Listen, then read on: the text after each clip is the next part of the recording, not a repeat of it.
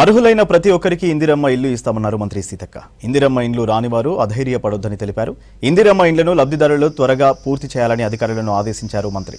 లబ్ధిదారులకు అందుబాటులో ఉన్న ఇసుక విషయంలో అధికారులు సహకరించాలన్నారు.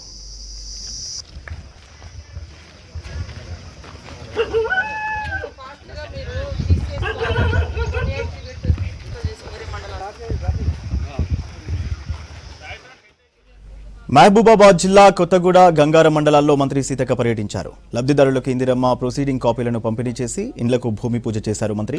కొత్తగూడ మండల కేంద్రంలోని ప్రాథమిక ఉన్నత పాఠశాల అంగన్వాడీ కేంద్రంలో బడిబాట కార్యక్రమంలో భాగంగా విద్యార్థులకు స్కూల్ యూనిఫామ్స్, బుక్స్ అందజేశారు.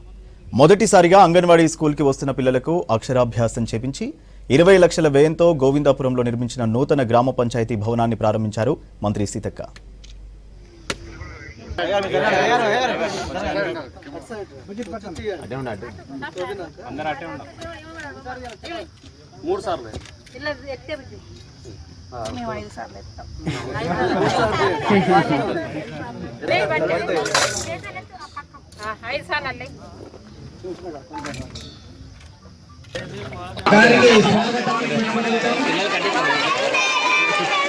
అదేవిధంగా మహబూబాబాద్ జిల్లా కలెక్టర్ గారికి